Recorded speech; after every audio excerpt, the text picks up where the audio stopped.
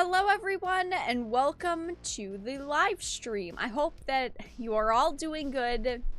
Tonight we're gonna be hanging out for a couple of hours. I have a bunch of different things that I want to talk about. Unfortunately, guys, I usually try to find some positive topics. That didn't really happen tonight. I feel like the past week has kind of been doom and gloom, not a lot of positivity, so nothing really too positive this week. Maybe next week if you're looking for the positivity. Oh boy, you know, now that I'm looking at this lineup, I'm just feeling so disappointed in the universe we live in the timeline that we've found ourselves in. So tonight we're going to be talking about Paramount and Halo. I've made quite a few videos on the Halo series at this point. I personally have been very disappointed in the series. I just feel like it was trash, and I don't think that there was a way to redeem it as the episodes went on. And I know that they have greenlit a season 2 and they do plan to do a second season. I also do not see any way that they can salvage this series and actually make it good or half decent or even just tolerable. I felt like throughout the first season, it was completely intolerable. I found no enjoyment out of it whatsoever. And I did talk about this in a video a couple of days ago, but I wanted to talk about it one more time since I doubt there's going to be really any news to discuss with Halo until we actually get some more details about Season 2. But Paramount, of course, massacred Master Chief and Halo, pulled a bait and switch bigger than Kevin Smith's He-Man, and I was just so disappointed with this.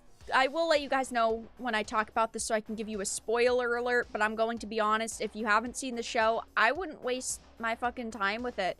I regret wasting my time with this dumb-ass show, and I don't recommend anyone else waste their time with it. I wanted to briefly talk about Ricky Gervais and how LGBTQ activists are slamming his new Netflix special due to jokes being made at their expense. It's another situation like with Chappelle. There are people who are furious saying you shouldn't be able to make this type of joke and that type of joke, and these jokes are unacceptable because how dare you make fun of people and their identities. Same story, different day. Of course, he doesn't really seem to care, which is a good attitude in my opinion. I think that there are very few topics that are off limits in terms of comedy, and someone's sexual identity isn't one of them, in my opinion. We're going to be talking about Viggo Mortensen, of course, from The Lord of the Rings, questioning what source material Amazon is using for the Rings of Power series. And he tried throughout this interview to not trash the Rings of Power. He tried to make it seem like he didn't really know what the Rings of Power was. But in my opinion, after reading this, I feel like he does know what the Rings of Power is. Maybe he just doesn't know a lot of the details.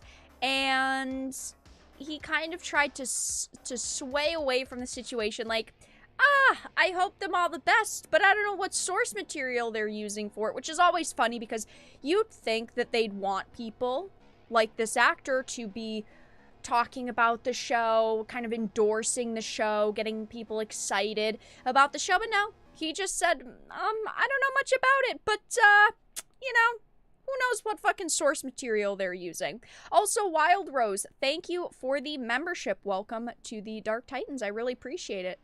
Thank you for the Bronze Titan membership. We're going to be talking about the Thor Love and Thunder trailer, and I'm personally feeling kind of disappointed with this trailer. I feel very disappointed because I like Thor. Okay, I've personally been a fan of the other Thor movies. I really haven't thought that there was one where it was like awful, terrible. I know some people dislike the earlier Thor movies. I like all of them. I think that they all have kind of their own charm and aesthetic, and I really like them.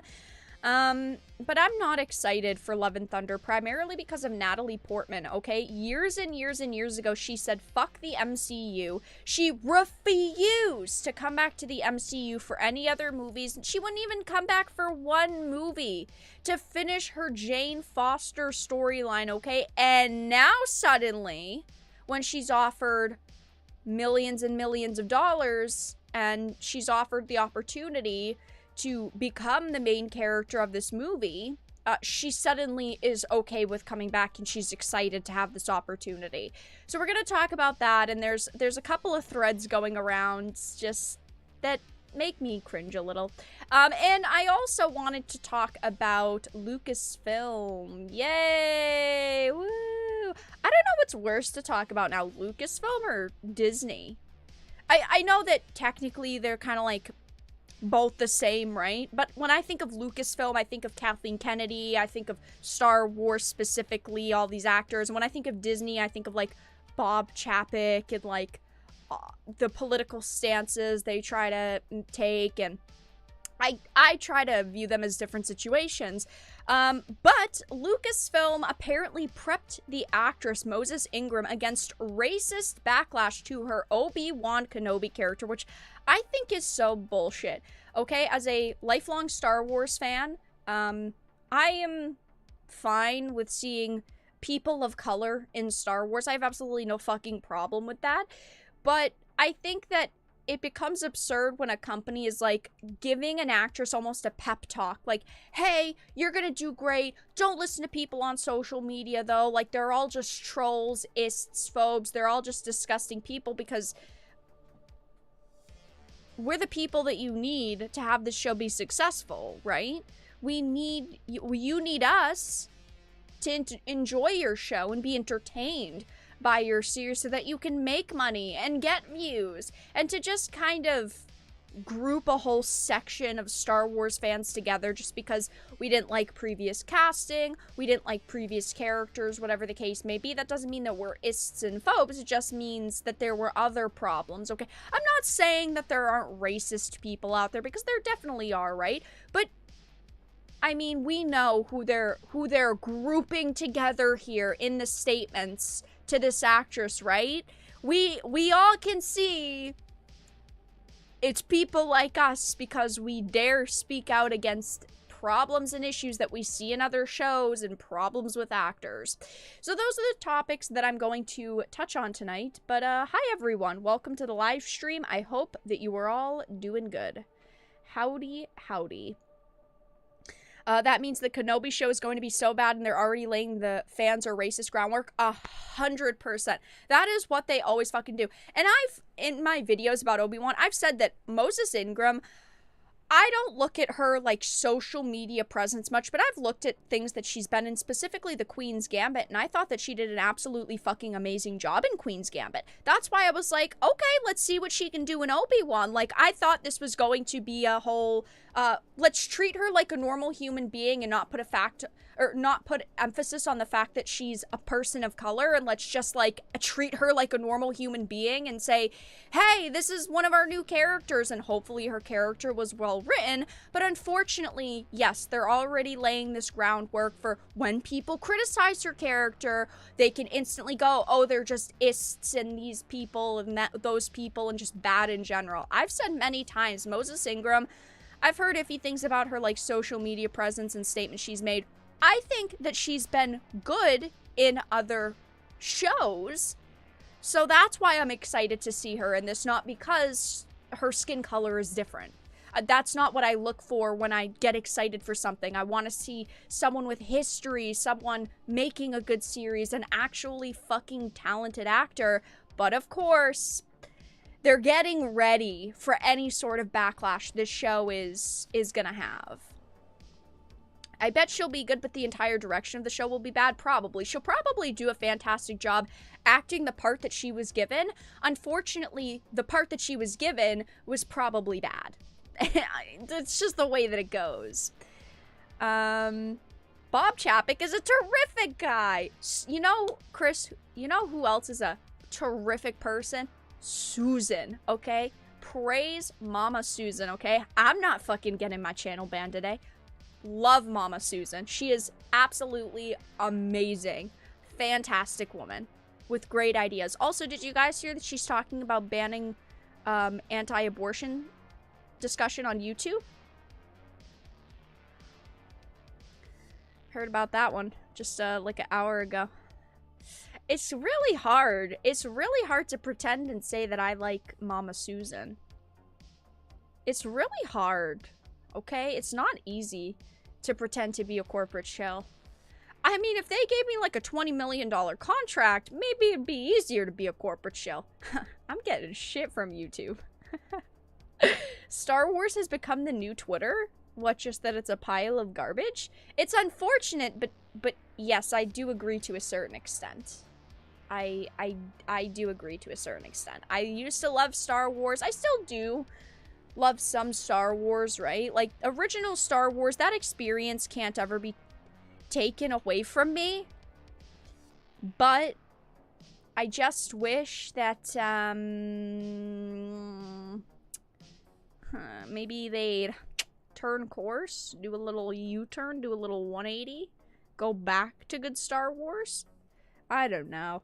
That's too much to ask for. The Obi-Wan show is going to be fire. We'll have to see, but don't bash the actress. She's doing her part. I'm not sitting here bashing the actress.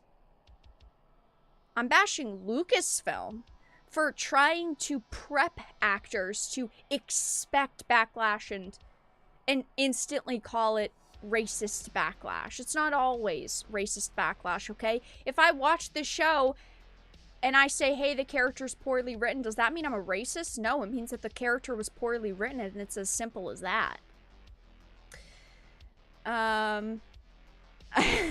Just showed up to see you praise Susan. I love Susan. Please don't permanently demonetize and ban my channel today, Susan. I'm doing my part. The other day, I had mentioned it to you guys, but on my first V-Rising stream, YouTube blocked and privated my stream and said that I broke terms of service for spam and deceptive content, and like I could get a strike on my channel. And then the next day, YouTube was like, "Oopsies, it was a mistake." We love Susan. Yikes, yikes, yikes. But yeah, hi guys. How's everyone doing?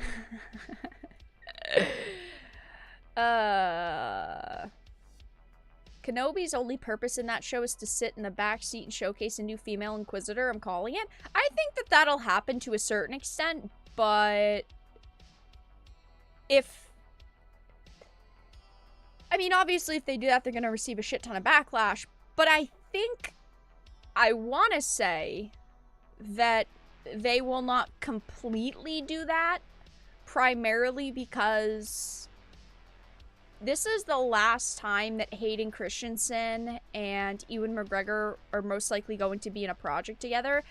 I think that while, yes, she will be a main focus of the show, I think that they know that they can capitalize on all this nostalgia and that they have to for the show to be good. I think it's a little bit different than something like the other shows we've seen where like the Mando, where, well, yeah, we got like Ahsoka, but she's getting her own series. I think that it's a bit different than a show like Mando because they know that, like, if they fuck this up completely, they're gonna be shit on. And I think that they know a little bit better, especially with the prices that these actors reportedly got paid for these roles. I just don't see them paying, you know, $10 to $20 million for an actor just to have them completely be sidelined. Again, I'm sure that Moses Ingram and her character Reva are going to get a lot of screen time. They also had to pay quite a lot for her. But I think that there is, like, just a little bit of a difference there. So I think that we are going to not see these characters be completely sidelined.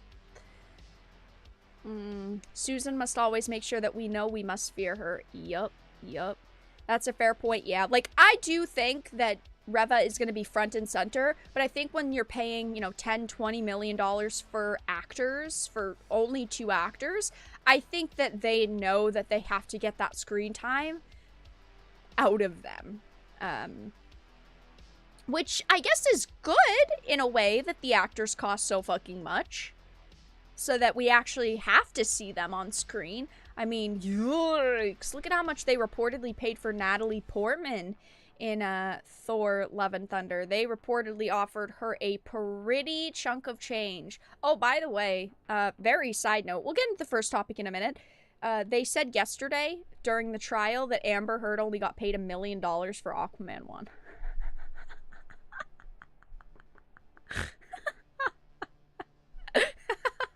Sorry, $1 million, that's it? I'm not a fucking millionaire here, okay? I'm not sitting here. I'm not a millionaire, right? I'm still laughing. $1 million, that's it? That's all she's worth? She was in a good chunk of the first movie. $1 million. I'm sorry, that was fucking comedic. I was like, oh, Amber. Ooh, know your worth, girl. Only $1 million? I'm sorry, that was too funny. That was too fucking funny.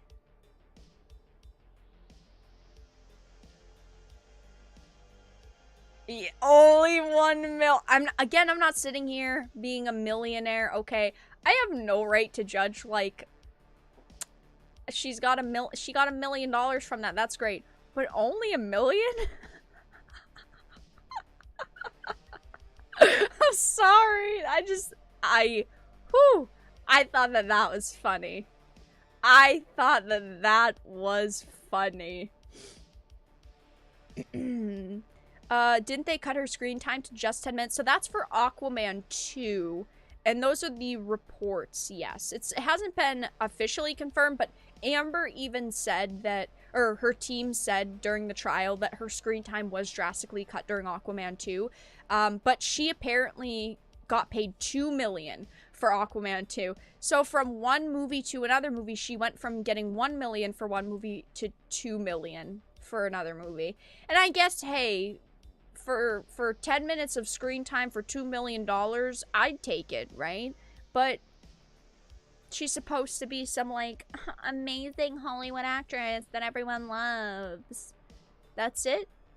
She got $3 million out of Aquaman. That was it. Too funny for me. Okay, so let's get into the first topic of the evening, which is going to be Halo. Now, spoiler alert, if you don't know what happens in the Halo TV series, and you want to watch it yourself, come back in 10 minutes. I highly recommend you don't waste your time watching the show. Also, if you've never played the games, you don't need a spoiler alert because literally everything that happens in this show never happens in the games, and the games are completely fucking different. So don't worry about the games being spoiled for you. The games are far superior. But I did make a video on this. I wanted to talk about it one more time since this is most likely the last time I'll be talking about Halo Season 1. It says Paramount massacres Master Chief in Halo, pulls a bait and switch bigger than Kevin Smith's He-Man. I cannot believe that they had the fucking guts to kill Master Chief, okay? I thought that that was not a direction they were going to go in. I thought that they were going to have his helmet off all the time and the writing was going to be bad, and as I watched the series, clearly they changed his backstory and they changed his character. That was enough. But to find out that they killed Master Chief just to have Cortana wear his skin suit is absolutely fucking appalling. It says, as if Master Chief's numerous helmet removals or the series' completely out-of-character sex scene weren't proof positive enough, the first season finale of Paramount Plus's live-action Halo TV adaptation has presented audience with a bait-and-switch twist that solidifies the fact that the once-beloved and unique sci-fi series has been reduced to yet more generic Hollywood trash. I was initially very excited for this series. I actually thought that the casting for Master Chief was pretty well done. I was super excited to see Jen Taylor as Halsey and Cortana. I thought that, like, this show had potential. We heard that they reportedly were spending millions of dollars per episode. it sounded great, right? Like, it's the base of it sounded pretty fucking good. And then it came out and holy shit, the CGI was okay. There were moments where the CGI were really, really great, but then other CGI awful. Sets awful. The acting itself was pretty awful. I don't know if I necessarily want to say it was the acting, more so that it was the writing. I feel like maybe the acting was iffy, but the writing was trash. And if the writing was better, maybe the actors could have done a better job. There was just nothing about this series that I loved. If this show was source material accurate to a freaking T, if they followed all of the source material and the acting was still mediocre, the CGI was mediocre, I would have been okay with it. I will truly and genuinely say that. If they had stayed as close to the source material as possible, I would have been more okay with the show because I know the story's fantastic. I know the story is rock fucking solid. Unfortunately, they didn't do that here. It says, opening with explorations into various intrapersonal character developments, the season's 9th and final episode, Transcendence, revolves around Chief leading a mission to the Covenant homeworld to retrieve the Forerunner artifact and subsequently put a stop to their military conquest. I felt like the setup for the last episode was okay. Again, I just felt like, did we really need all of this to happen throughout the show? Probably not. As you guys know, the number one problem I had was this, like, weird relationship with Makee, okay? Makee is this Covenant spy. Even though the Covenants have always fucking hated humans, that was the whole point to the Covenant, okay? Whatever. They hated humans. But Makee is this, like, Covenant human spy who ends up fucking Master Chief, okay? As a woman, okay, I'll be honest, yeah, Master Chief, he looks pretty good, right? But if I ever sat a day in my fucking life and went, wow, I wonder how big Master Chief's dick is, like, is that what they thought people wanted to see? No, no one wants to see a sex scene with Master Chief. Who did they make that for? It's stupid. It's so stupid. Why would you do that? Why did you think that anyone wanted to see that? Not me. Especially not with some random fucking chick, okay? Maybe if it was with Cortana, we could maybe get behind it. But with this random bitch? No. No. No, no, no, no, no. It says, though, waking from his trance, Chief discovers that in the brief moments he was out of commission, the Covenant had put Silver Team against the ropes, with most of them being taken out of commission due to injury.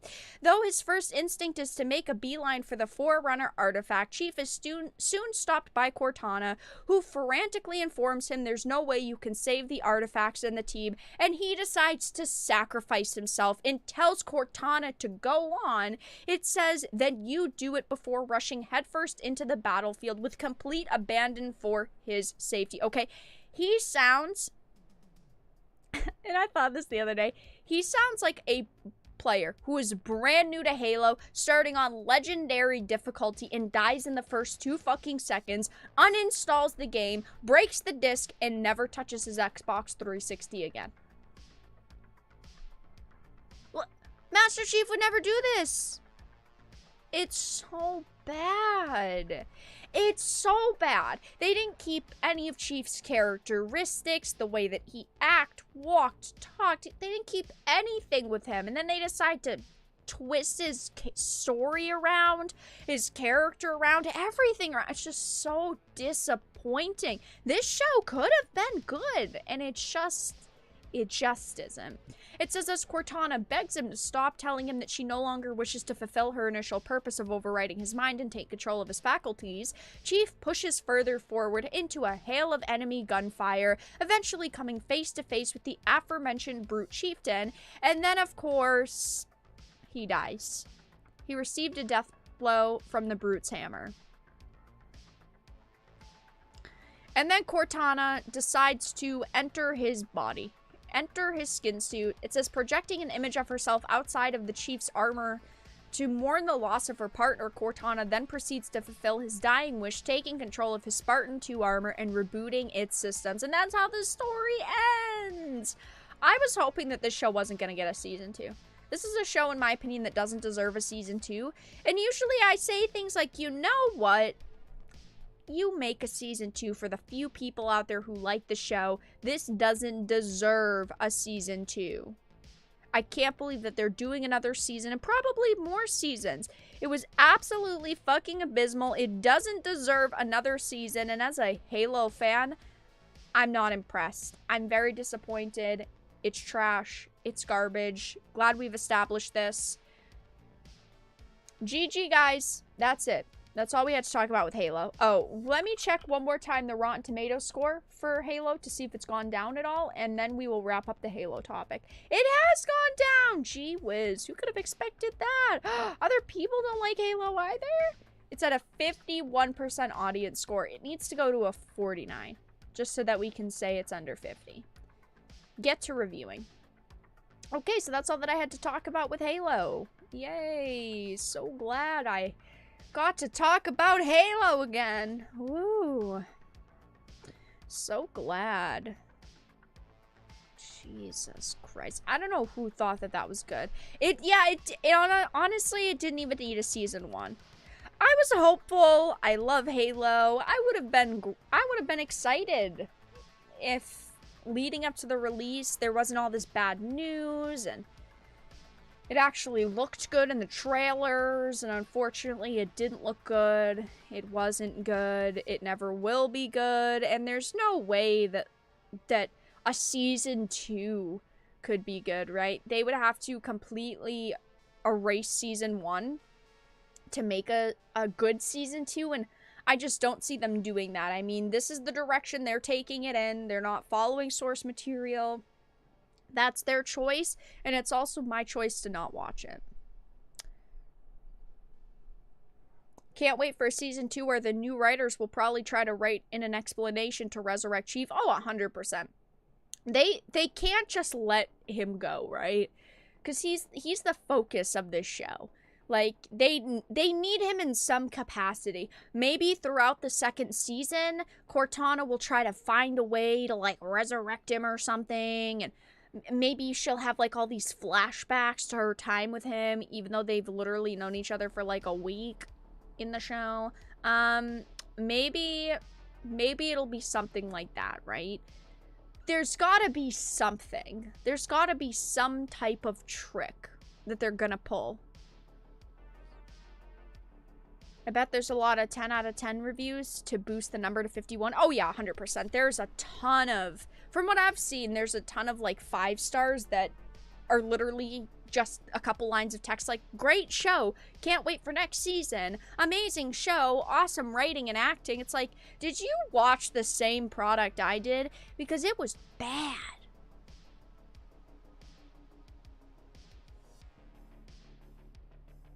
Vera, stop hoping for season 2 to have any form of good content. It'll be worse. I'm not saying that I'm hoping for it to have any good content. I literally just said I will not watch a season 2.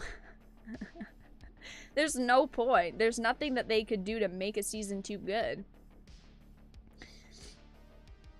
Chief was the face of Xbox for well over 10 years. Oh yeah, 100%. I mean, people have loved Halo, and people would love this Halo show if it just followed the game storyline and had iconic moments in it, and unfortunately they didn't do anything like that. Okay guys, so I wanted to only briefly talk about this next situation, this next article I saw before I started up the stream. It says LGBTQ activists slam Ricky Gervais' new Netflix special due to jokes being made at their expense. It says a line is being drawn in the sand between stand-up comedians and the LGBTQ community, and the fallout is starting to get ugly. I don't have any particular love in my heart for Ricky Gervais. I think that he sounds like an okay guy. Do I think that he sounds amazing and I'd put my life on the line for him? No. Do I like him as much as I like someone like Dave Chappelle? No, but also, I think that a lot of what Ricky Gervais says is very valid. I really do. It says the latest Netflix special from Ricky Gervais called Supernature has only been released on the platform for a few hours, and it is already being labeled as transphobic by progressives in the media. Now, I have not seen this yet. I will definitely be taking some time to watch this over the next few days. I haven't watched it myself yet, but I will watch it at some point. It says the comedy bit is also being labeled hurtful because some of the jokes are at the expense of the transgender community. Oh, oh, the jokes were hurtful. Oh, poor baby. Do you need your pacifier? Oh, they were hurtful. Do you need a band-aid for that? I mean, what the fuck? Listen, I'm a 23-year-old woman. I don't think I've said anyone has hurt my feelings or something, or a joke has been hurtful to me in like fucking 10 years. At least. Okay? These are people probably in their late 20s, 30s, 40s. It's a little hurtful. Aww. Oh, cancel him because he said words. Oh no, it's my fifis, they hurt. I mean, what the fuck? Holy. In the... Sorry, I can't. Just... It's hurtful. In the opening act of his comedy special, he dives into material about the trans community, mocking pronouns and gender identity. Oh no, not all women, I mean the old-fashioned ones, the old-fashioned women, oh god, you know, the ones with wombs, he said to, an applause break. Those fucking dinosaurs, he continued. I love the new women, they're great, aren't they? The new ones that we've been seeing lately. The ones with beards and cocks. They're as good as gold. I love them. And now the old-fashioned ones say, oh, they want to use our toilets. Why shouldn't they use your toilets for ladies? They are ladies. Look at their pronouns. Now, I've talked about, comedy and comedians in the past a lot of times. And it's a very similar situation to the situation with Dave Chappelle. People hate Dave Chappelle because he makes edgy jokes. Okay, he'll make jokes about if you're a woman, if you're a man, if you're black, if you're white, if you're Asian, whatever you are, right? He makes jokes about everyone. Ricky Gervais is doing the same exact thing. There are very few things in life that I personally think are off limits in terms of comedy, right? I am not someone who gets very offended very easily, and I don't think that there should be a lot of things that are off limits. I don't think that jokes about your gender or your pronouns should be off limits. I don't think jokes about who you have sexual relationships with are off limits. I just personally don't think that those things are like off limits for comedy. I think there are very few things that are off limits in my opinion. And I think that he is just looking at social trends and looking at people on social media who are canceling other comedians, and he's going, how can I piss these people off even fucking more? And I think that that is hilarious. Again, if you're... Thank you for the dono. Thank you, Chris, for the 5. Christopher donated Did pop up on $5. screen? Should've. The best thing about these new women is what great swimmers they are. Thank you for the $5 donation, Chris. I would never laugh at such a joke. Thank you for the 5. What was I saying? I don't remember. Basically, what I was saying, is just that he's looking at people on social media who are snowflakes, who get offended by everything, who are triggered by everything, and he's making fun of things that he knows are gonna piss them off. And I think that that is great comedy.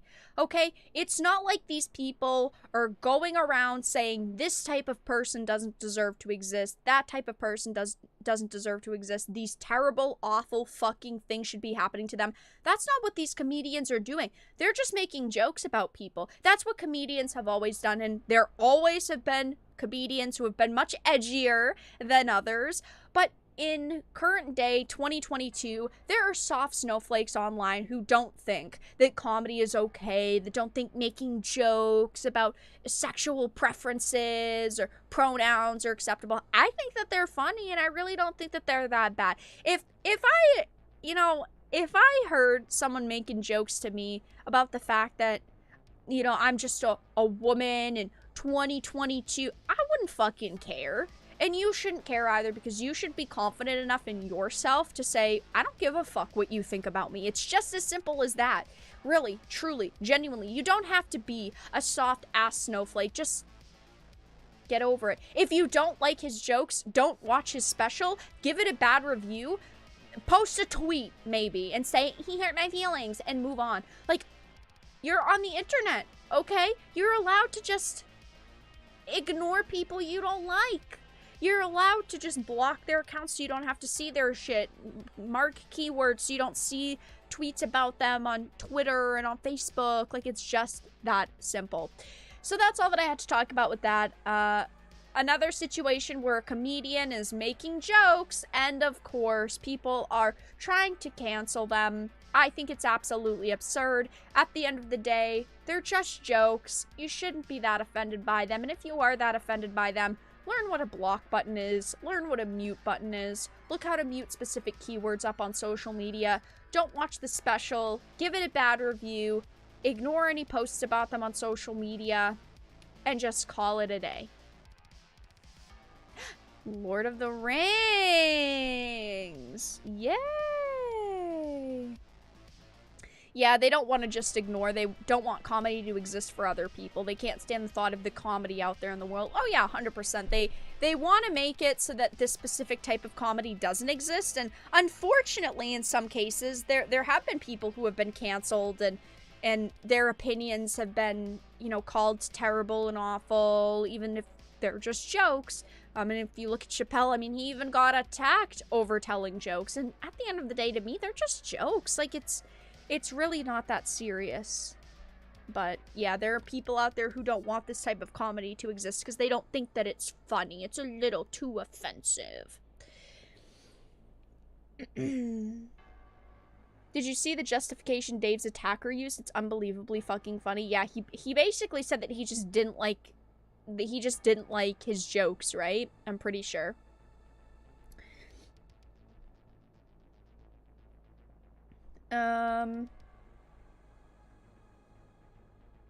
They're just jokes. We're all gonna die soon and there's no sequel. Ricky Gervais Golden Globe speech. Yeah.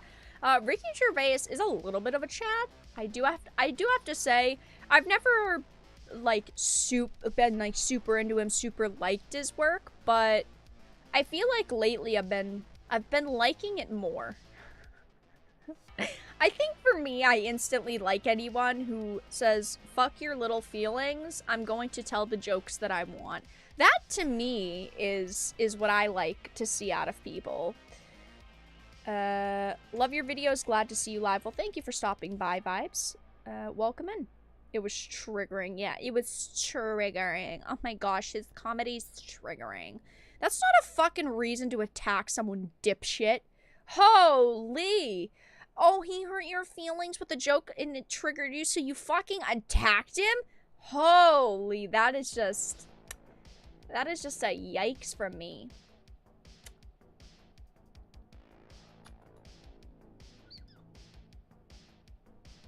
Hi, kitty. Alright, so we're gonna move into the next topic of the evening, which is going to be the Lord of the Rings. I've talked about the Lord of the Rings and the Rings of Power a lot on this channel. I felt very skeptical from day one when they announced the Rings of Power. I haven't been a fan of the statements writers and producers have made. I haven't been a fan of the character posters we've seen. I haven't been a fan of the fact that they only own rights to certain material, and I don't like the fact that they're putting non-Tolkien characters in Tolkien stories. Overall, I haven't really liked the idea of the Rings of Power, but Viggo Mortensen is the Chad, okay? He, in an interview recently, was asked about the Rings of Power and what he thought about the Rings of Power, and he basically said, as I'm going to read, that he doesn't know much about the show, and he questions what source material Amazon is using for the series. I think that he was lying. I think, judging by his reactions, now I could be wrong, I think he knows about the Rings of Power, and I think he just didn't want to, in this interview, completely shit on it.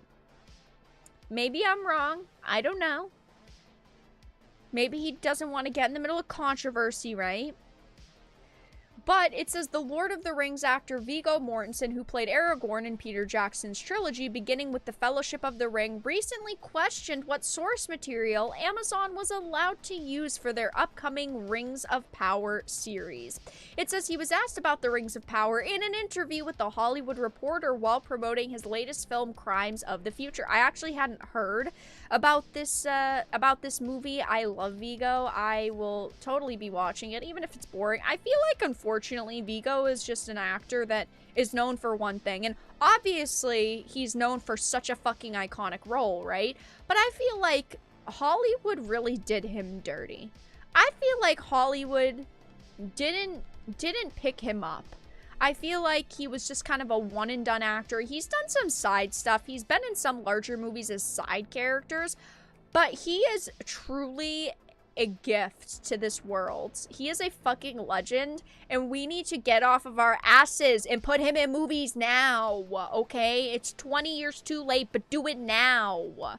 He is too good. But regardless, I will watch this, whatever Crimes of the Future is. Obviously, I see, like, the promo material. Also, Kristen Stewart. I don't know, but I will watch it at some point. It says, when first asked about the show and if he was planning on watching it, he replied, "What is that?" Is that with Apple or something? I don't know why. I don't know why I think this is so funny. Okay, the internet has been fucking exploding about the Rings of Power. You are not goddamn telling me that in the group chat that all of the fucking Lord of the Rings actors have, you are not fucking telling me that one of them didn't post it in that group chat and was like, LOL, look at this project. It's Lord of the Rings. You are not convincing me. They have said that they have group chats of all of the actors and they text each other and talk. You're not telling me that they didn't see the millions of people who are fighting against this series. Not one of them saw that and said, hey, have you seen this project? I'm not buying it. I'm just not. But this is too funny. This is what I want on my headstone. What is that? A TV thing? It says Alex Reitman would inform him the show is being made by Amazon and is thought to be the most expensive TV series ever made, and he responded, "Oh right, yeah, I'll watch that."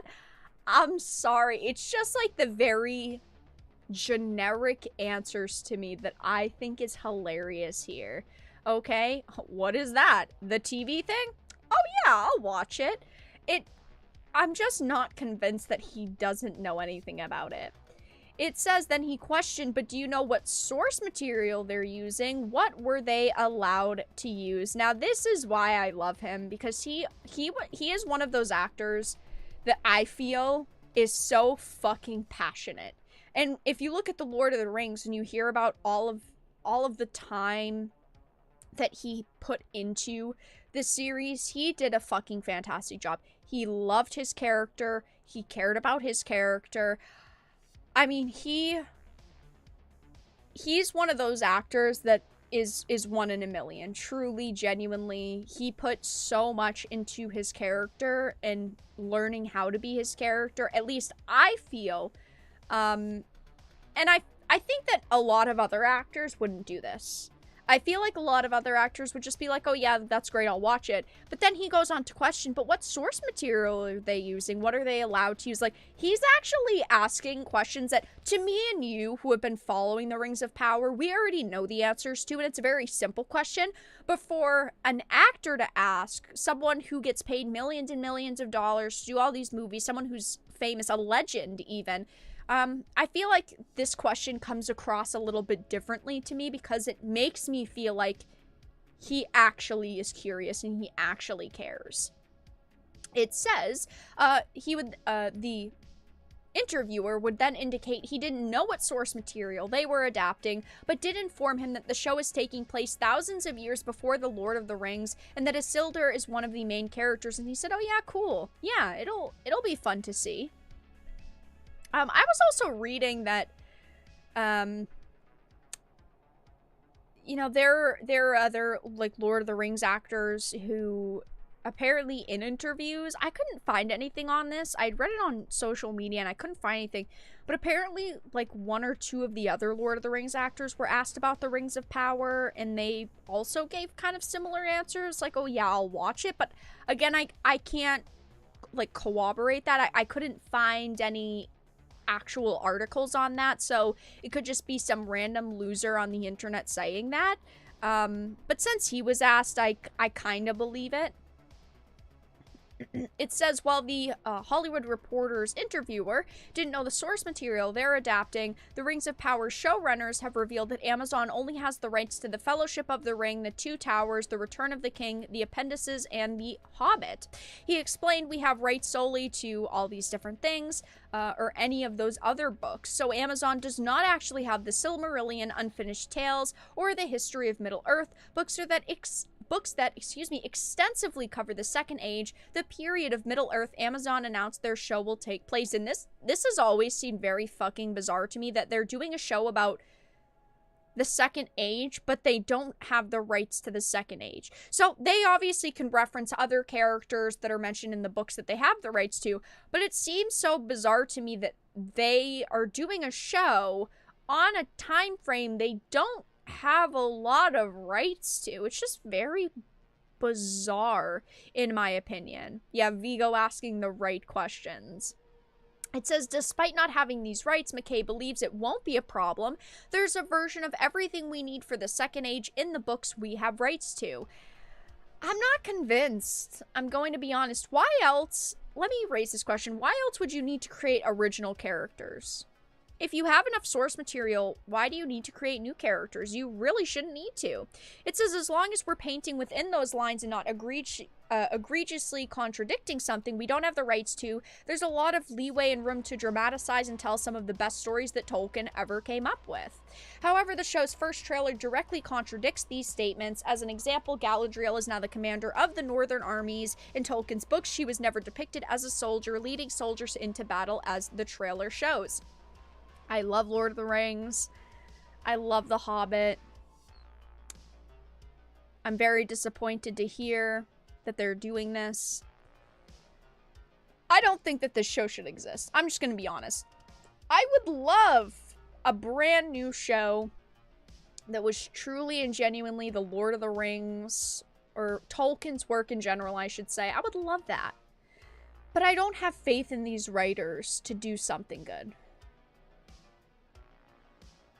I just don't have faith. And I will watch The Rings of Power when it eventually releases, because I want to be able to review it for you guys. I want to be able to show it off. Also, the end of stream, I have a Lord of the Rings, one more Lord of the Rings quick thing to show you guys. Stay till the end of stream. Lord of the Rings, The Hobbit. I have something else Tolkien to show you. But it says, instead, she did look upon the dwarfs, also with the eye of a commander, seeing in them the finest warriors to pit against the orcs, as Tolkien noted in Unfinished Tales. Looking at something with the eye of a commander and being a commander are two different things, and I agree.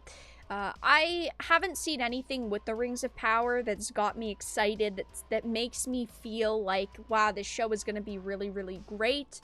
I think at this point, they are going to change it around too much. They're not going to follow the source material they have.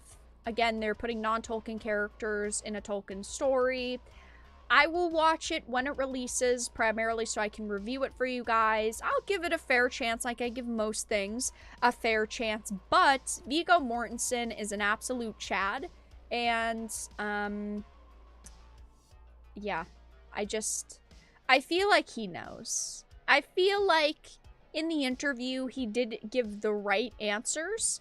And he answered the questions properly. I feel like he knows, though. Maybe not. I think that he is invested in the Lord of the Rings. I mean, he's loved the Lord of the Rings. He loved doing the movies. He loves Tolkien's work, as far as we know. But yeah, he questioned what source material Amazon is using for the Rings of Power series, and I just think that it's hilarious.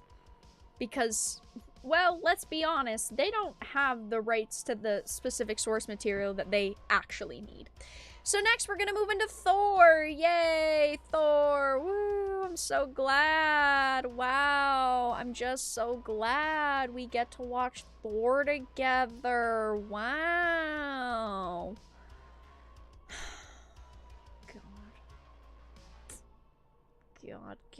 God. No. So it's not being ratioed, which is great, because there are people who like it, right? I'm not digging it. I'm just not digging it. No one wants to get into drama with Amazon. True.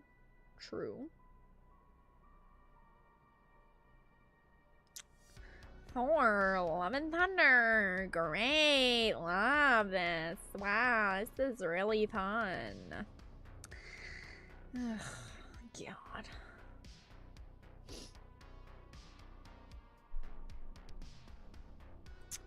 I'm just not excited for this either. Many shows shouldn't have existed, yet Rings of Power managed to get on top. Should be deleted. True. What they need to do is actually go and make something instead of using other people's stories. Lazy writers, alright? Oh, 100%. I think that Hollywood is creatively bankrupt at this point, and that they need to actually start creating new shit. Why is there a Shang-Chi video on my recommended? Shang-Chi and the Legend of the Ten Rings 2 is about to blow your mind.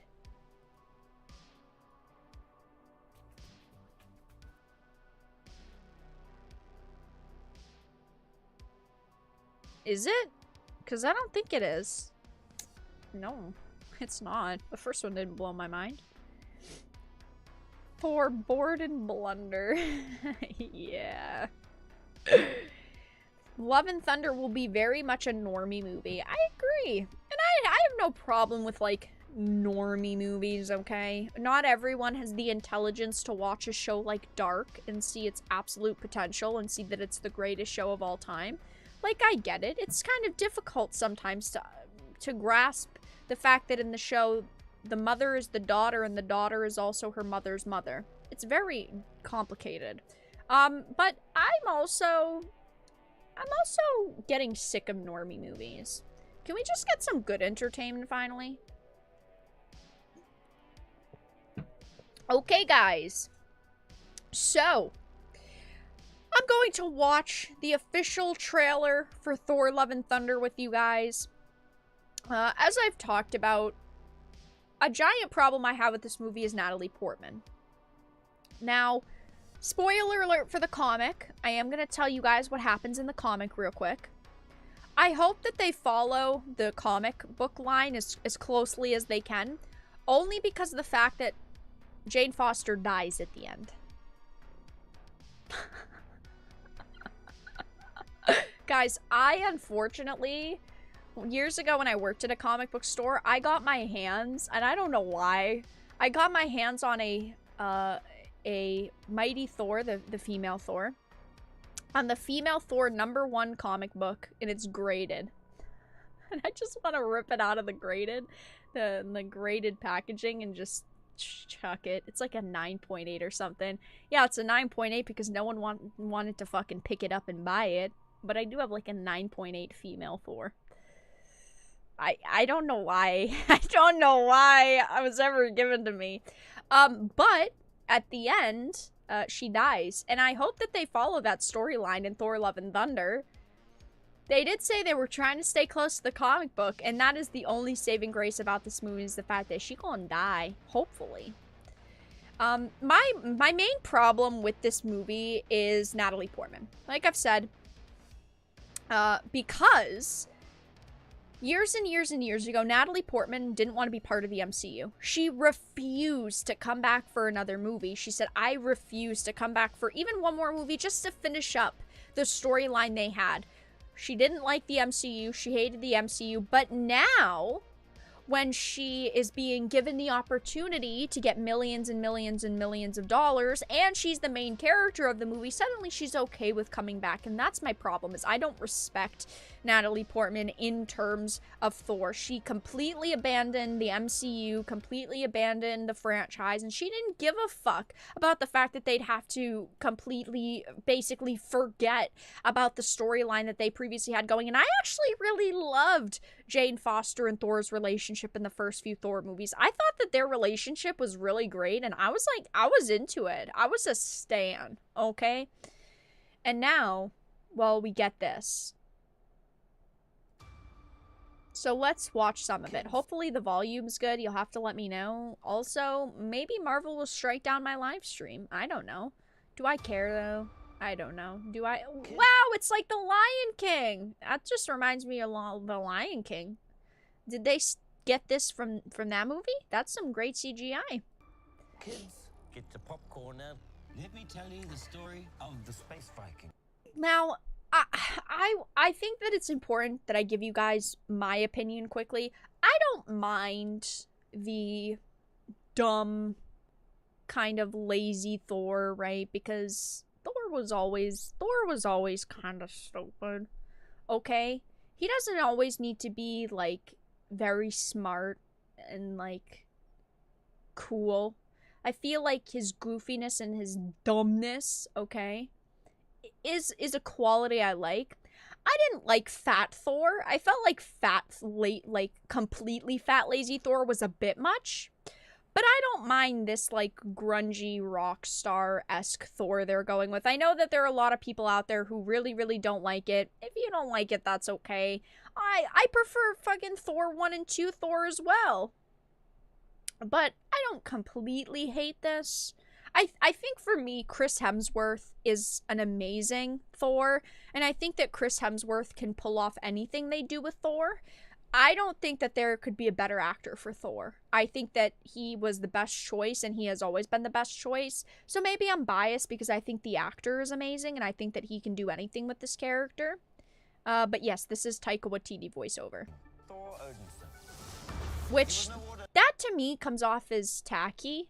Like, the director is the one has a character and is doing voiceovers. Like, I think that's a little tacky. I think that's a little... yeah. Ordinary man. He was a god.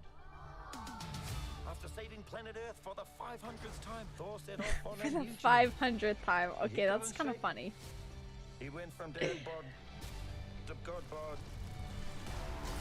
And after all that... I actually don't hate his outfit. And this isn't like a we're watching the trailer with no commentary. If you want to see it with no commentary, go ahead. I'm sure a lot of you have already done it. I actually kind of like this armor. I think that this armor looks pretty cool. I know that there's some people that are like, yeah, it looks a little cheap. Maybe it looks a little cheap, but I think that it fits with Thor and his aesthetic, and I don't mind it. I really don't. After all that, he reclaimed his title as the one and only Thor. Oh, spoke too soon. That looks bad. That right there is not good. That helmet just doesn't look good.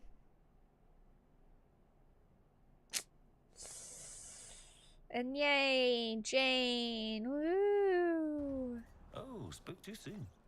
Jane? No. The old ex-girlfriend. This is, Like 3, 4 years? 8 years, 7 months, and 6 days, give or take. oh, God. You guys know, I hate the word cringeworthy. This is cringeworthy.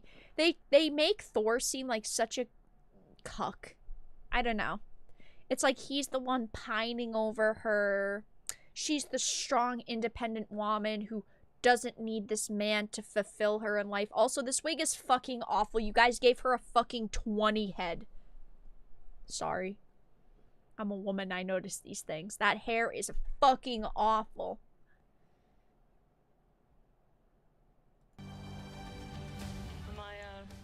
This looks great. Yeah, right. I'm not liking the whole strong, independent woman vibes from this trailer. And as a woman, I love seeing strong women in movies. Like, fucking Gal Gadot, Wonder Woman. I fucking love it. I eat that shit up like pudding, right?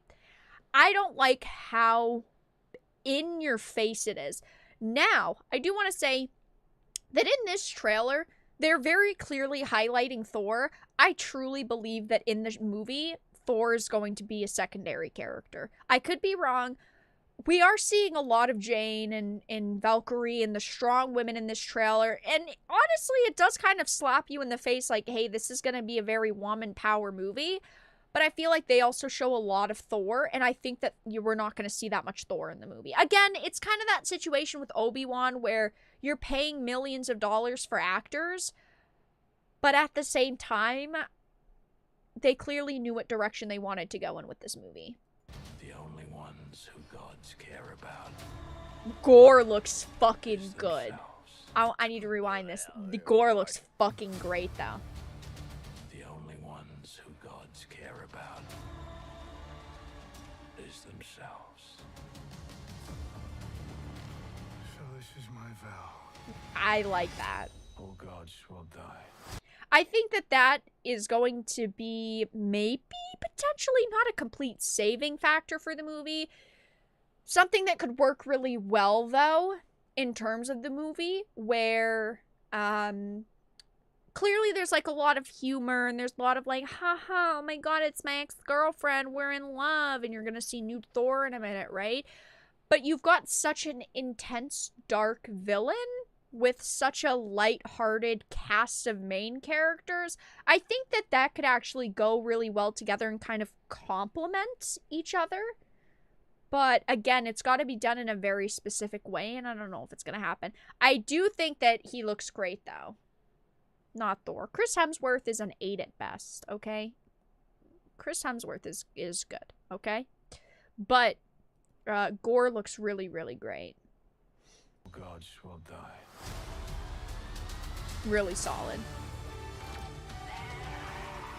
Like, this looks good. I mean, it's just a CGI fest, but it looks good.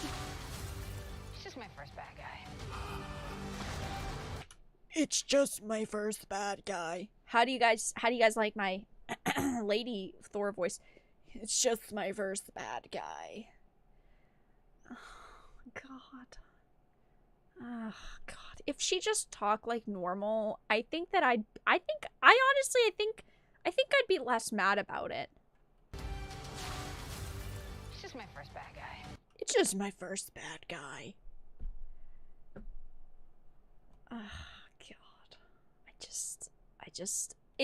It's the intentional lowering of the voice, because she starts out like, it's just my first bad guy. It's just that weird lowering of like bad acting where she's trying to sound masculine. Whoa, bruh. Totally wicked. She just sounds like it's too forced. Gonna be a no from me. That looks cool as shit, though.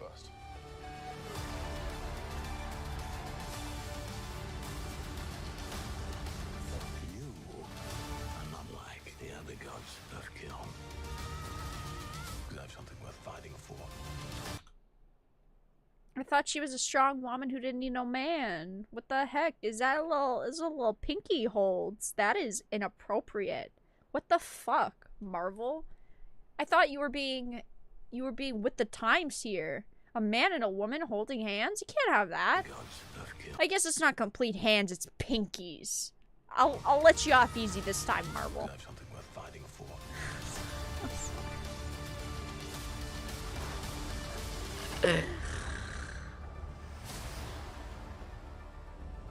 Let's see who you are. I take off your disguise. And flick. Oh, you flick too hard, damn it! Oh no. Should we help him? Now. And eventually. Great. God. It's just cringy. I'd like to put my 2 cents in here, right? I like Russell Crowe. Okay? I think that he is a really fucking great actor. I do. I really do. But I don't like this Zeus. I saw this tweet thread, and I think that it's very good to point out. The Snyderverse Zeus versus the MCU Zeus. They legit made him a joke. The Snyderverse Zeus seems so fucking badass. Like, that is the Zeus I want to see, right? And then you've got the MCU Zeus, and he's just such a joke. And again, I really, really like this actor. I really do. Ugh. I'm just not liking this direction. Guys. And Zeus's wives are kind of lit, though. They are, but they literally just copied Yennefer's dress in The Witcher. I mean, that's all they did for these costumes. This is like a specific pattern of dress that, like, the designers in The Witcher Season 1 had, like, specifically done. So do you guys see how, like, the one that his arm is right above, do you see how it's, like, rope? I remember reading about how in The Witcher Season 1 for Yennefer's black dress, like, they had to create this, like, cool system for, like, actually creating the rope dresses, and now these women are wearing rope dresses as well, even though this is, like, not the type of dress you'd see in any kind of history, and I get that this isn't supposed to be an historically accurate movie, but, like, his chest piece is, it kind of feels like it's set in a specific time. The armor in the back also has a slight feel to it. and flick. I don't know. Oh, you flick too hard, damn it! Should we help him? And eventually. Great. I hate how maybe it's just me. I hate how she holds Mjolnir. She's just, like, holding it like it's a purse. Like, I don't remember in the other Thor movies, like, him carrying around Mjolnir like it was a fucking handbag. And I feel like she is. Like, look at this. It's just on her lap. She's like holding it with both hands. It's like she's holding a Gucci purse made of stone. But it's kind of weird. I don't know.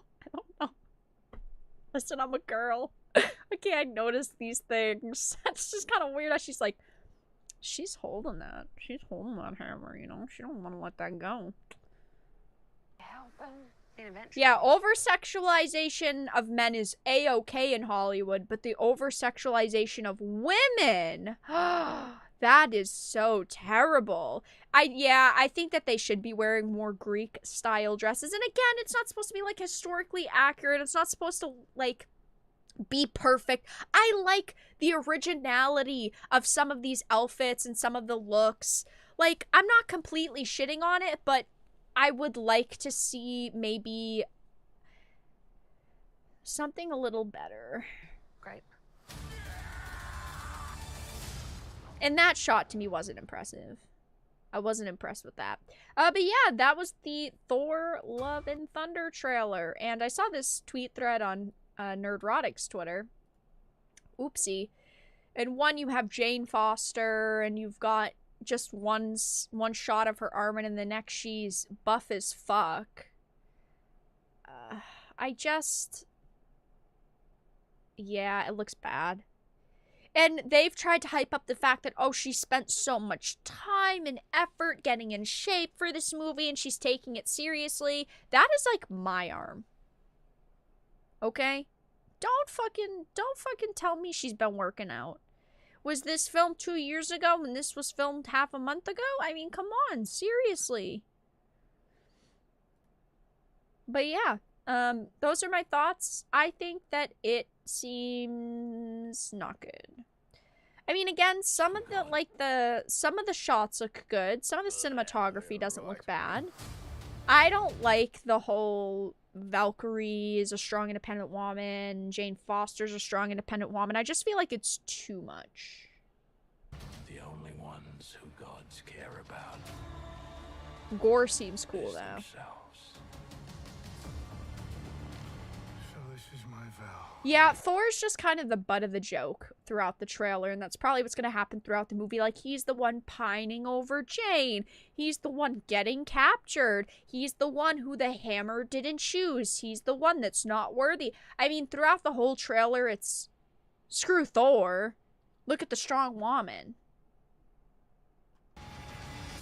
All gods will die.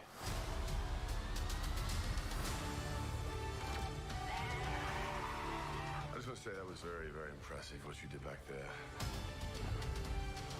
In this, It's just my first bad guy. it's just my first bad guy. It just sounds so unnatural. Anyway, guys, that's all that I had to talk about with Thor. Let me know your opinions in chat, and in a minute, we are going to move on to the final topic of the evening, which is going to be Star Wars. Finally a good series? No. Finally a good movie? No. Unfortunately, it's not positive.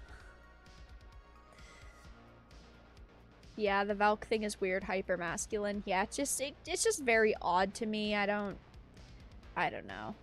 Also, wasn't Sif supposed to be in this movie? Thor Love and Thunder, Lady Sif. Wasn't Sif supposed to be in this? It says, oh, there was a poster that confirmed her return. Why the fuck wasn't she in the trailer then? I didn't see her in the trailer. Did I? No, I didn't. I would have remembered a face like that. What poster? Oh my, I can't fucking stand comicbook.com. I'm sorry, I can't. She is not in that poster. That she is literally not in that poster. I don't know what you're smoking, comicbook.com, but that is not her. I don't know.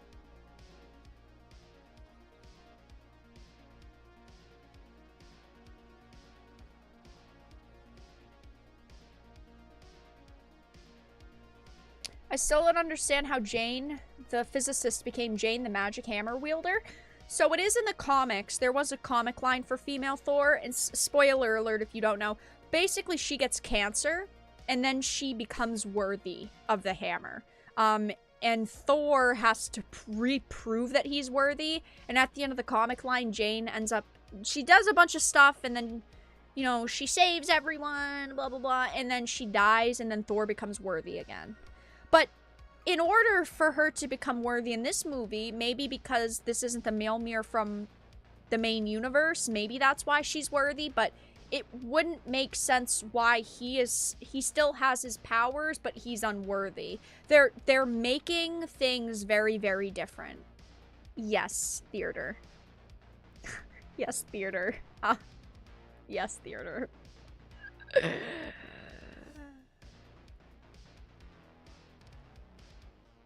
It wasn't a good comic line. eBay. I have a graded one. Lady what is it even called? I don't even think it specifies. Lady Thor comic. I don't even remember what it's called. Okay, Jane Foster is Lady Thor. Lady Thor #1 graded. I have a 9.8 graded. I bet I could get $100 for that. I should get rid of it now, because I don't want it. There's no graded ones on eBay. Uh-oh. Oh, are you telling me no one wants to read this comic series? Gee, I wonder why. Yeah, Mjolnir was created specifically for Thor, and we know that there's multiverse shit going on, so we don't know if it's attracted to her in the movie because it's from a different universe.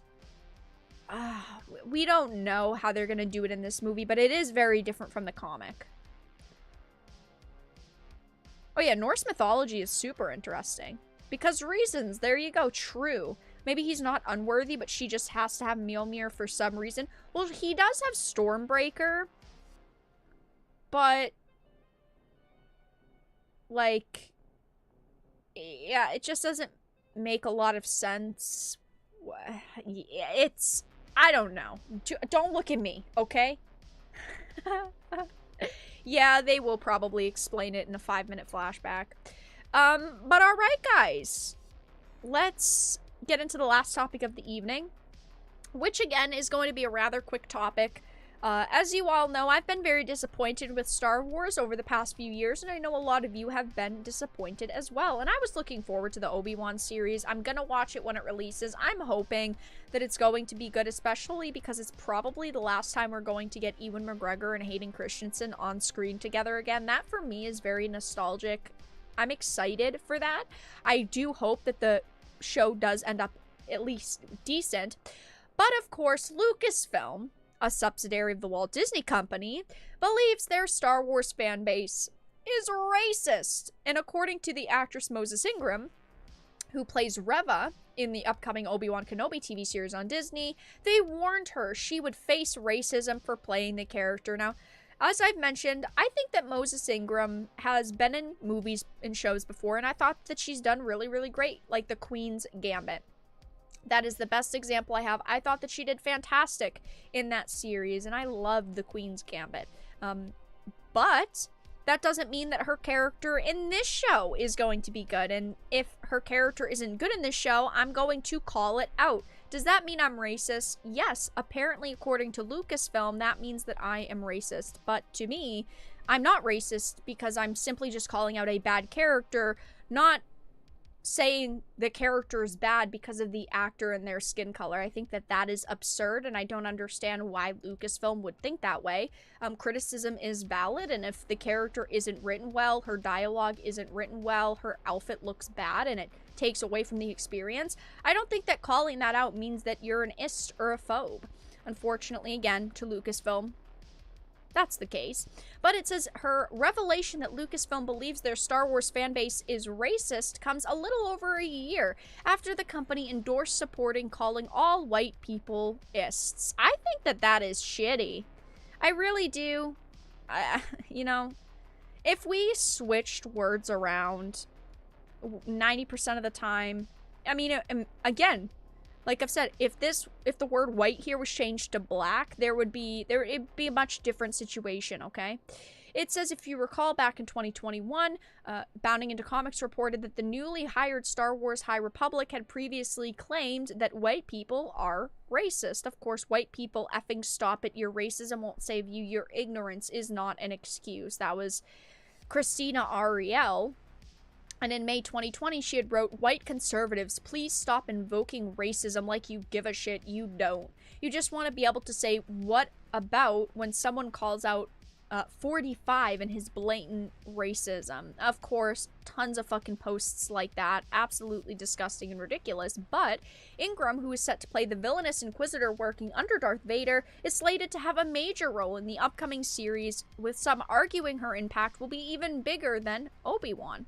To that effect, the character of Reva is described by the show's creator as someone who will contribute to the legacy of Star Wars villains in a really interesting way. And right now, I'm interested. I'm intrigued. I hope that she does a great job playing this character. I hope the story is amazing. I hope that she does contribute to the legacy of Star Wars villains in a very interesting way. But that relies on the writing. Regardless of what her role is or how impactful it will be, she revealed in an interview with The Independent that Lucasfilm trained her to deal with the racist backlash towards her character ahead of the show's premiere. It was something that Lucasfilm actually got in front of and said, this is a thing that unfortunately likely will happen, but we're here to help you. You can let us know when it happens, Ingram said. really? Really? Come on, Lucasfilm. People give you fucking money because they like the franchise that you have. Okay, they like the fucking IP you have. Stop acting like dickheads. Okay, not all fans are ists or phobes just because we don't like one specific actor or don't like one specific character. It says, though, Ingram also noted that Obi-Wan's director has been putting the proper systems in place so I feel safe as we do the work. What does that mean? What does that mean? Is Lucasfilm trying to say that, oh, there's Star Wars fans breaking on set?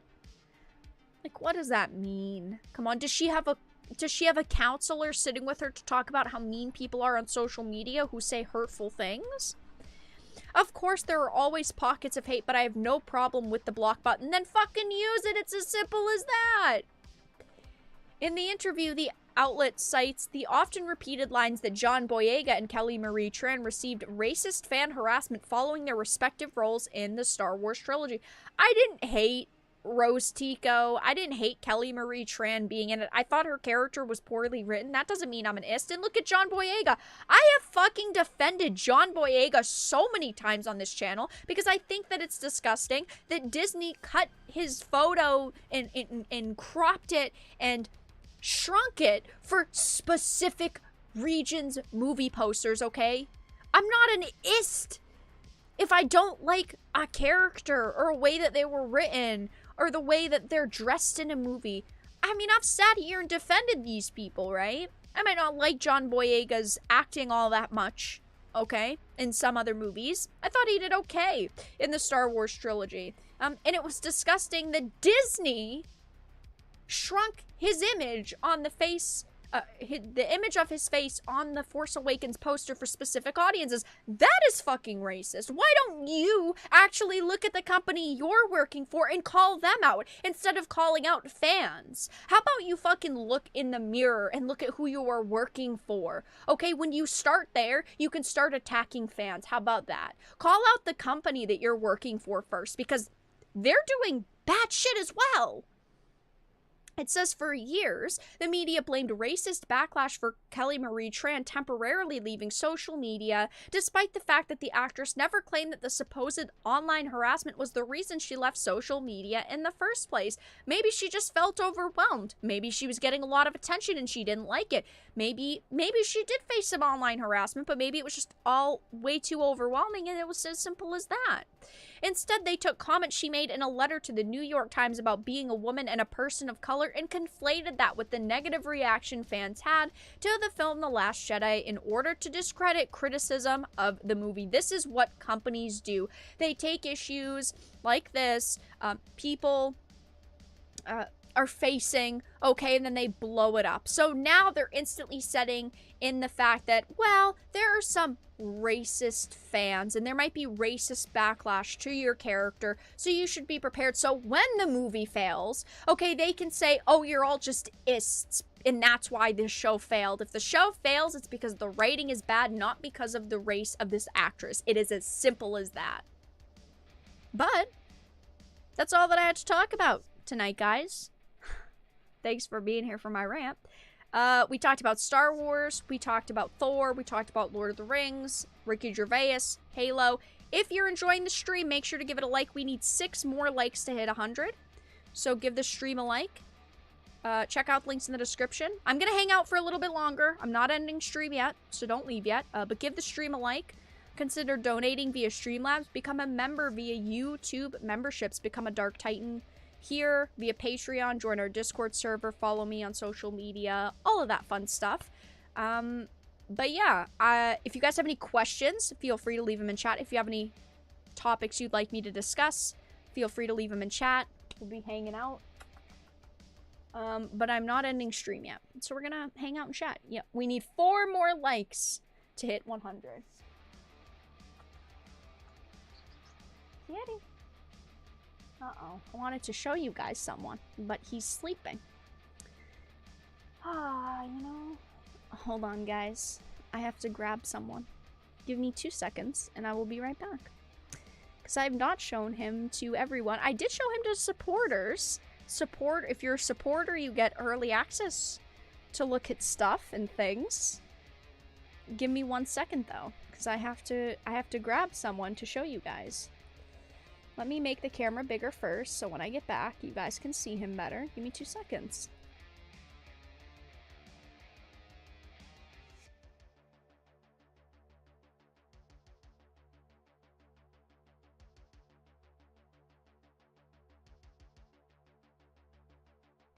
Okay, I am back.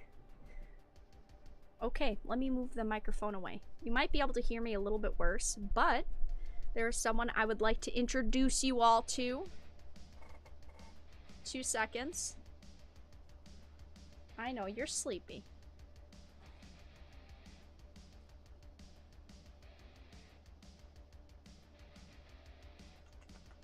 Hi. Hi.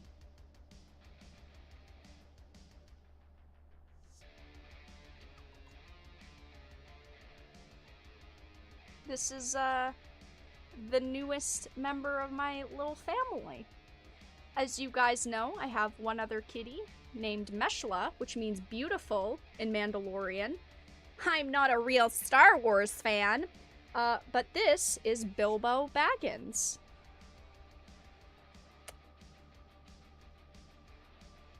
He's sleepy, but that's okay. He doesn't like to be held that much. I gotta get him used to it. But his name is Bilbo. He is, like 9 weeks now? But, yeah. I'm a fake Tolkien fan. I'm a fake Star Wars fan. Even though my cat's name is Meshla, which means beautiful in Mandalorian, and I have now a little cat named Bilbo. Such a faker. Yeah. You want to get down? Ginger cat. He is a ginger cat. He's gonna have very, very long fur, but I want to show you all. I had showed supporters during... Oh, there he goes. Oh, he's giving a stretch. I had showed supporters during the supporter stream, but I have not shared any, like, pictures on, like, social media. And I will do that after stream. I'll post some pictures of him on Twitter for you guys. Hi! Hello! He's just sitting here looking at me like, why did you wake me up? But yeah, I wanted to show you all. You need to get him his workout wheel. I think that I should get him and Mesh a workout wheel. I think that he'd love a workout wheel. Did you know that 75% of ginger cats are male? Yes. Which is crazy. I knew the person who had his litter, and there were 4 boys and 1 girl. But I wanted a boy. I wanted all of them, though. He says that would have been so fun. Having a bunch of little hobbits running around. But I only needed 1 hobbit. Oh, he's chewing my finger now. Yeah, the ginger females are rare. They are. Both of his parents were gingers, and they were very long fur. Yep, Bilbo. That's his name. Mr. Bilbo. I've been trying to find... Maybe this is a mission for you, chat. I need to find a little collar for him. And I've been trying to find one with, like, Hobbit or, like, Tolkien quotes or maybe design.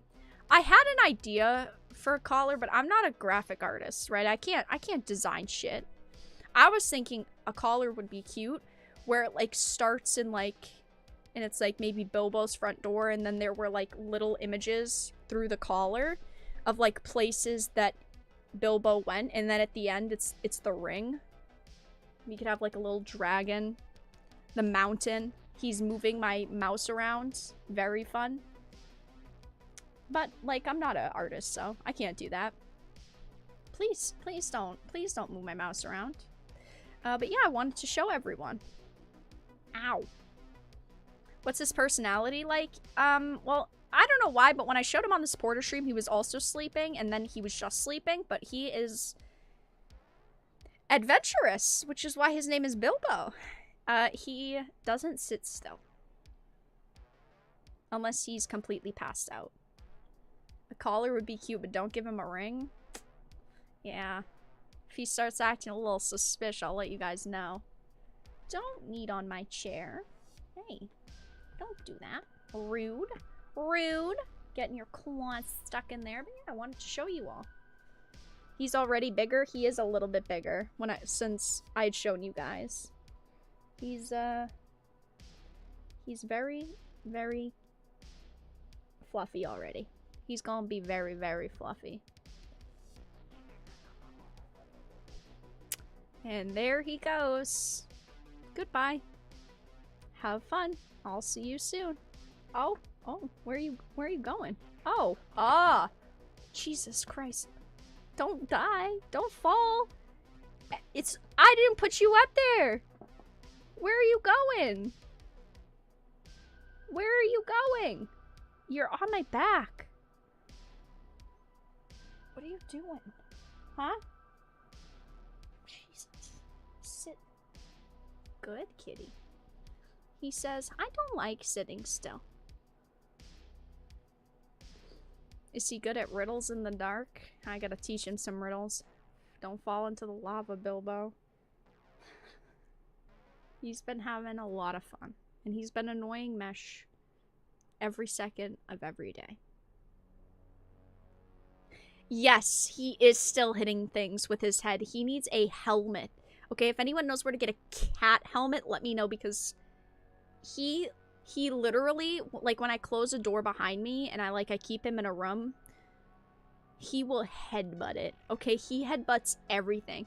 He runs into chairs, headbutt. He runs into doors, headbutt. He runs into my leg, headbutt. He needs a helmet, okay?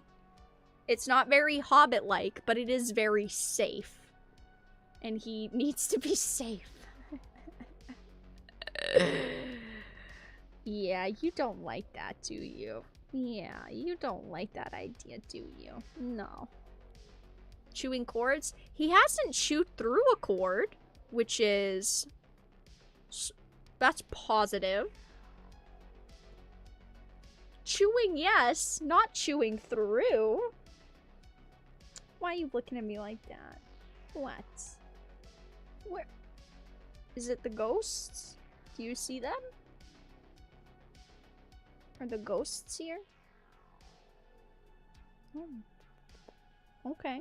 Well, you get them.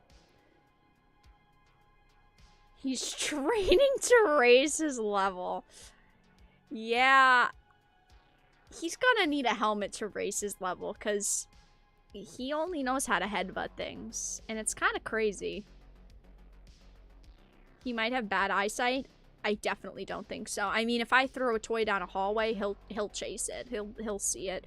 Like, he watches the computer screens and, like, the TV in my house. Like, he focuses on things. So that's my only thing, is, like, he just likes to headbutt things, I think, is the problem. I don't know. We'll see. Yeah, you're just a little crazy. But alright, guys, I'm gonna wrap up stream in a minute. If you have any questions, feel free to ask. Any topics, feel free to ask. But thank you guys for being here tonight. We had a bunch of fun, talked about a bunch of good, important things. He's learning coordination. Yeah, he's not doing so good at it. A Master Chief helmet, that's a good idea. Cat helmet, they make those? I was Googling and they make helmets for chickens. They literally make, like, chicken motorcycle helmets, okay? If they don't have a fucking kitten helmet, the world is... it's not a place I want to live in. He reminds me of Inosuke from Demon Slayer, when Inosuke fucking headbutts everything. Or when he gets headbutted. This is funny. I actually saw a guy make a cat helmet so he could take his cat with him on a motorcycle. Yeah, it seems like that's become kind of popular, which is cute. I missed everything. Well, Tim, I start at 8 p.m. Eastern on most days. So, I'm sorry. But you can always watch the replay. Oh, he left. Well, guys, I'm gonna wrap up stream in just a minute here. But yeah, I wanted to show you all the newest member of my little Hobbit family. I will upload some pictures on Twitter in a little while, and I'll share some more in Discord. But yeah, I had a ton of fun tonight. We talked about a bunch of different things. Well, you need to protect your chicken before it's fine. Protect a chicken. Kind of makes me sad to think I could be putting a helmet on a chicken instead of eating chicken. It's a little depressing to me. But yeah, I'm gonna wrap up stream here. If you enjoyed, make sure to give it a like. If you didn't, give it a dislike. Thank you guys for the 122 likes on the stream. I do really appreciate it. I will be streaming again on Thursday at 8 p.m. Eastern. I'm not sure what I'll be streaming yet. Maybe more V Rising. You guys have enjoyed that. Maybe we could start a new game. I'm not exactly sure. I will let you guys know. But check out links in the description. Follow me on social media. Twitter, mine's BitChute, Odyssey, Getter. Join our Discord server. I don't have Twitter. Well, I do share updates in Discord as well. I share the posts that I make on Twitter. I share videos, streams. I have a Dark Titan content channel, so make sure to check there. But yeah, join our Discord. Consider becoming a Dark Titan via Patreon for just $1 a month. Consider becoming a member via YouTube memberships. Links are in the description. Next stream, Thursday, 8 p.m. Eastern. Also, check out today's video. Or, not today's video, yesterday's videos. YouTube's been really wonky over the past few days. And they haven't been sharing videos correctly, unfortunately. YouTube has been having so many problems. Like I mentioned during my first V Rising stream, they had marked my stream for like spam and deceptive content, and they threatened to put a strike on my channel. I know videos haven't been getting to subscribers quite as they should. I know that stream notifications also haven't been going out, unfortunately. So YouTube has had some problems, definitely. But yeah, check out links in the description. Next stream on Thursday. Thank you all so much for stopping by, and have a fantastic evening, everyone.